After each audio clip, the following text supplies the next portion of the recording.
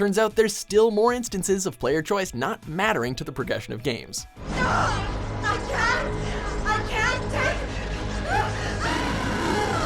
Welcome to WatchMojo.com, and today we're counting down our list for another top 10 false choices in video games. I'll just take my time.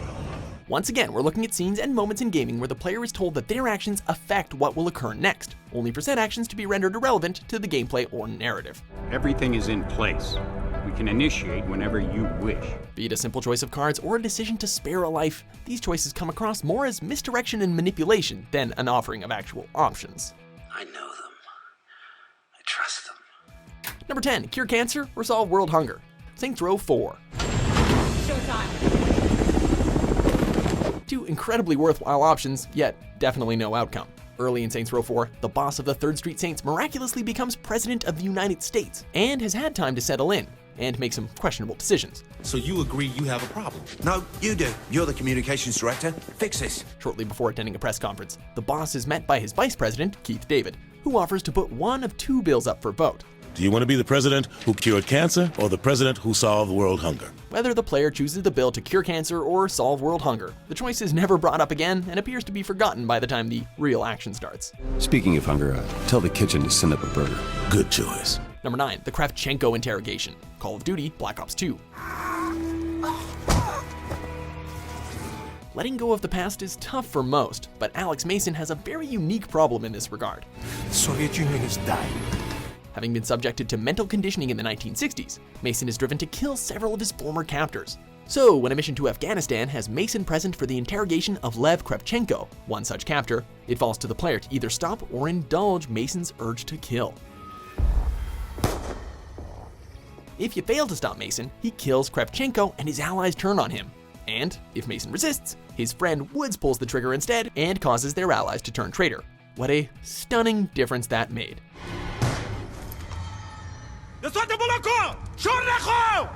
Number 9, pick your ending. Deus Ex, Human Revolution and Mankind Divided. The broadcast. I have to stop it. I know. Please, come closer. For a series that prides itself on letting players shape the narrative, this sure isn't a great way of making player choice matter. And change never comes without pain. Human Revolution ends on an open note, with lead character Adam Jensen being offered a choice between 4 potential endings, each bearing their own consequences. Are you sure this is your choice? That's all well and good, until Mankind Divided comes along and opted to remain ambiguous about which ending was canon. With no direct clues as to the truth and no option to import one's ending, the result is a feeling of missed opportunity and disappointment. Still, humanity's future remained unclear. How would the world react to their sabotage? Number 7, to save Trish or not to save Trish. Infamous. Shall we begin? A hero's tragedy should be a compelling and powerful thing. Yet, in the 2009 open-world game Infamous, there's a tangible sense of disempowerment as the player guides electricity-firing superhuman Cole McGrath towards a confrontation with his nemesis, Kessler. Tick-tock, tick-tock. The final bomb is counting down. In a late-game mission, Kessler offers Cole the chance to save either his girlfriend Trish or a group of doctors from falling to their doom. However, regardless of the chosen course of action, the overall outcome is the same. Trish dies, and Cole is left embittered. Kessler's gonna pay for this. I'm gonna find that sick bastard.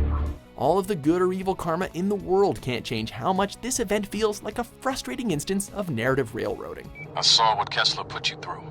Hell of a thing.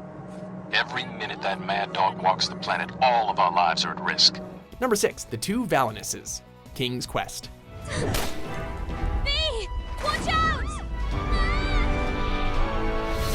During the 3rd episode of King's Quest, the noble King Graham sets out to climb a tower and rescue those trapped within. To his surprise, there are not 1 but 2 princesses atop the tower, the enthusiastic Niece and the introverted Vi. You're both going to have to jump! The spell is unbroken! Graham has to select which princess he believes to be his true love, courting the chosen woman as a result. You and Grandma Vi lived happily ever after. As the episode's conclusion reveals, though, the choice fundamentally doesn't matter. Both women are named Prince Valanice, Graham's canonical wife and queen. Thus, the series' history is maintained, but at the cost of player involvement.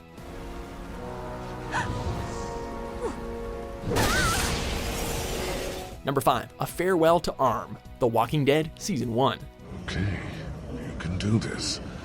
Late in the 4th episode of The Walking Dead Season 1, your character Lee Everett is sadly bitten by a walker and doomed to eventually turn into one himself. As his efforts to rescue his young charge Clementine conflict with this problem, Lee, and by extension the player, is made to decide between carrying on with the infected limb or amputating it to buy him some time. Quite the powerful dilemma to pose, it's made to ring hollow by Lee inevitably succumbing to the bite regardless of which choice is made. Thus, what could have been an interesting branching off of paths ends up seeming very false at its core. Jesus, this hurts so goddamn bad. Number 4, freeing Tolwyn. Wing Commander 4, The Price of Freedom. Am I your prisoner of war then, Colonel? Apparently freedom comes kinda cheap, actually. Well, that's our impression when famed star pilot Christopher Blair happens upon his former commanding officer, Admiral Tolwyn, in the captivity of Blair's allies. We're on the same side, Colonel. Always have been. After a tense confrontation, Blair is offered the chance to either let Tolwyn go free or leave him to his fate. What undercuts the potential impact of this decision, however, is the fact that Tolwyn will always escape, whether permitted by Blair or undertaken secretly by Blair's friend Maniac. Either way, the Admiral will be freed. But I can assure you, it was not authorized by Confed HQ. While it serves its purpose to keep the story moving, this moment feels kind of out of sync with the game's otherwise choice-influenced nature. I hope you're right, Admiral. I hope we are on the same side. Number 3, dropping Hannah or letting go. Until Dawn. Oh, death. Turns out no one gets spared till another year. In 2015's Until Dawn, we are introduced to Hannah and Beth Washington, a pair of sisters staying with their friends at the Washington family cabin. There's someone outside. What the hell? Unfortunately, some stuff happens, and circumstances lead to the sisters hanging off of a cliff edge, with a mysterious person seemingly trying to grab them. It's at that point that Beth, as the player-controlled character, can let go of Hannah and reach for that person's hand, or release her grip on the cliff. Yet, the scene will end with both sisters falling to their presumptive deaths, no matter which choice you made. Number 2, while the game needs to start, Fallout 4. You have been pre-selected for entrance into the local vault. Vault 111. Many ways in, no way out. As Fallout 4 opens, your chosen character, either a male war veteran or his lawyer wife, is greeted at the door of their home by a Vault Tech salesman. Said salesman wants to discuss your character's reservation in Vault 111, which leads to the allocation of special points, i.e. you making your character. Wonderful. That's everything. Just gonna walk this over to the vault. Congratulations on being prepared for the future. You can, however, refuse to hear the salesman out, at which point your spouse convinces you to hear the pitch anyway, clearly meant to ensure that the game will start and you'll actually make your character. The apocalypse? Well, hell, sign me up. This sequence nonetheless feels really contrived and teases choice without really committing to it. For you and Sean, no price is too high. Number 1, the pure blood test. Wolfenstein: The New Order. Sehr schöne Arschenzüge.